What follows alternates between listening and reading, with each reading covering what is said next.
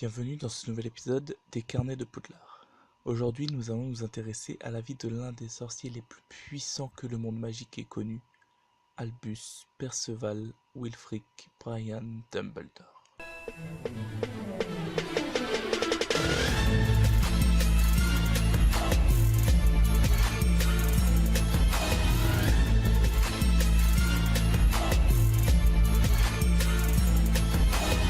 Albus Dumbledore est né en 1881 dans le village de Terranland. Il est l'aîné d'une famille de 3 enfants. Il a un frère et une sœur respectivement nommés Appleforth et Ariana.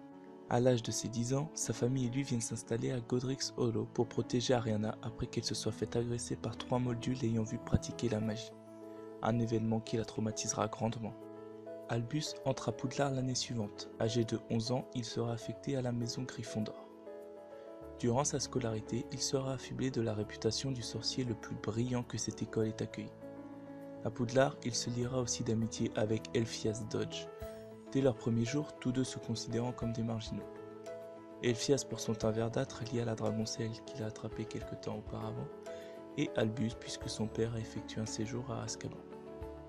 Albus finira brillamment ses études en 1899, mais au prix d'un lourd tribut, puisque durant sa scolarité, il mettra son frère et sa sœur de côté pour ne s'intéresser uniquement qu'à ses études et au prix qu'il recevait.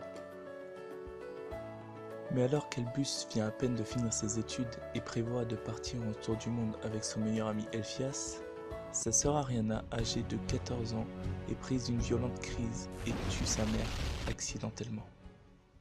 Albus doit alors renoncer à son projet, car il se retrouve maintenant avec la lourde tâche de subvenir aux besoins de sa famille.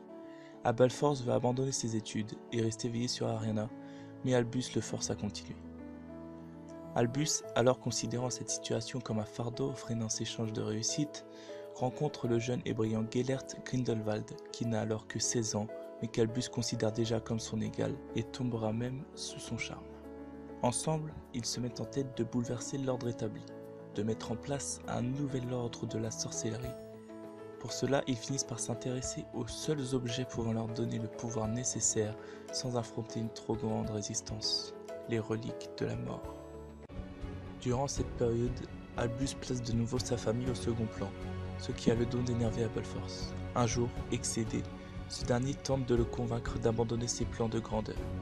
Grindelwald, n'appréciant pas que le frère d'Albus se mette en travers de leur route, en vient aux mains avec lui.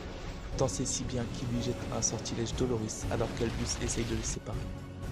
Un violent combat s'engage alors entre les 3 puissants sorciers. Ariana tente de s'interposer, mais un sortilège la touche et elle meurt sur le coup. Grindelwald s'enfuit alors sans laisser de nouvelles. Et bien que n'ayant aucune idée du lanceur du sort qui ait été fatal, Appleforth tient son frère Albus comme responsable et lui cassera le nez lors des funérailles de sa sœur. Par la suite, Albus Dumbledore deviendra professeur de métamorphose à Poudlard, et il refusera à cette même période plusieurs fois le poste de ministre de la magie. Dans les années 30, c'est lui qui apprendra à Tom Jedusor que c'est un sorcier.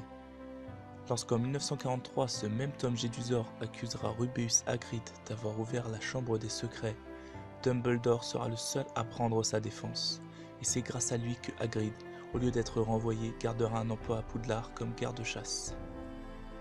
En 1945, arrive l'événement qui rendra célèbre Albus Dumbledore dans le monde entier, son duel contre Grindelwald, qu'il remportera et qui le fera devenir le nouveau propriétaire de la baguette de Suro. Grindelwald, lui, sera envoyé à la prison de Nurmengard. Albus Dumbledore sera aussi célèbre pour avoir découvert les différentes propriétés du sang de dragon. En 1956, Dumbledore devient le directeur de Poudlard, succédant au professeur Dippet. Il refusera de nommer Tom professeur de défense contre les forces du mal, le soupçonnant d'avoir des intentions bien plus malveillantes qu'il semble le dire. Et il ne se sera pas trompé, car les années 70 vont marquer la montée en puissance de Voldemort et de l'ère de terreur qui l'accompagne.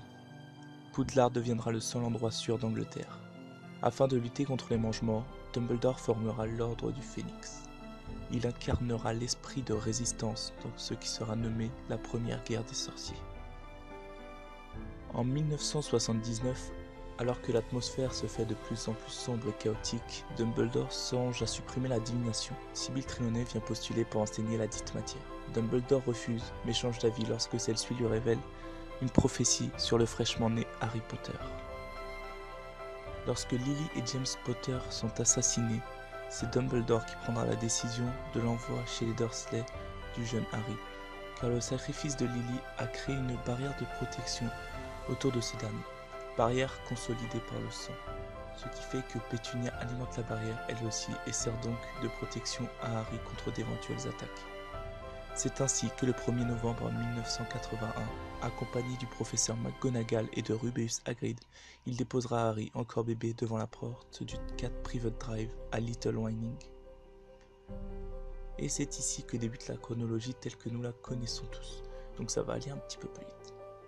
Entre 1992 et 1993, la Chambre des Secrets est réouverte et Dumbledore est suspendu, mais il sera réintégré lorsqu'Harry Potter tuera le basilic et détruira le journal intime de Tom Jedusor.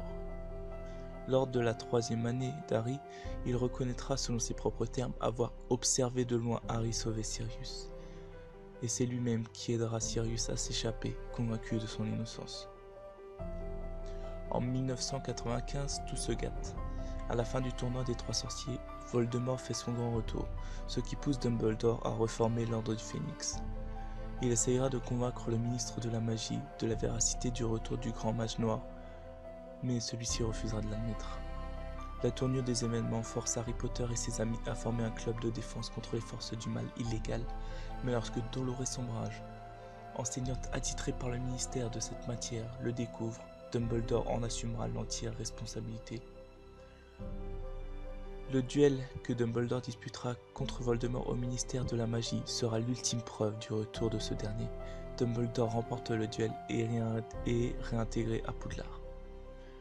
Nécessiteux de détruire Voldemort, Albus se lance à la recherche de Horcrux.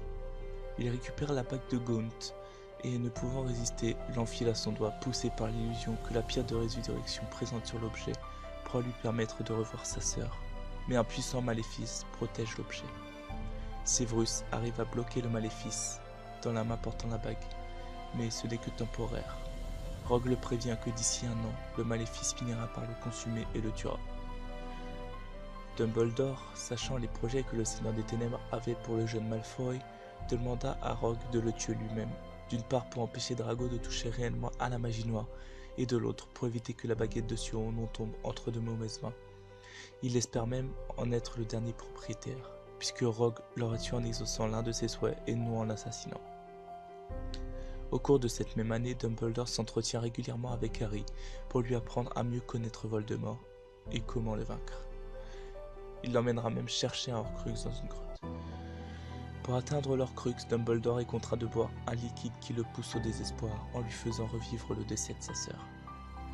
Il revient à Poudlard très affaibli, et c'est ce même soir que des mange-morts arrivent à pénétrer l'enceinte du château. Harry se cache sous sa cape d'invisibilité et est contraint d'observer ce qui suit. Drago désarme Dumbledore, réduisant alors sans le savoir à néant son plan de mourir sans léguer la baguette de Sauron. Drago devenant alors le nouveau maître de la baguette. Rogue tient sa promesse et porte le coup fatal à Dumbledore. Ce dernier chute du haut de la tour d'astronomie. Les élèves se ruent alors autour du corps gisant sans vie sur le sol. Par la suite, c'est le professeur McGonagall qui prendra la direction de Poudlard et qui prendra en charge les funérailles. Une fermeture de l'école est alors envisagée. Un hommage international sera rendu à Albus Dumbledore lors de son enterrement dans l'enceinte de l'établissement. Un portrait à son effigie sera disposé dans le bureau du directeur et c'est même ce dernier qui poussera Rogue à transmettre à Harry l'épée de Gryffondor. Enfin, l'ultime hommage, Harry nommera son second fils par le prénom des deux hommes, Albus Severus. C'est ainsi que se termine la vie de ce grand sorcier. J'espère que vous avez apprécié ce récit. Bien évidemment, si vous avez aimé, vous savez ce qu'il vous reste à faire. Quant à moi, je vous dis à bientôt pour de prochaines vidéos.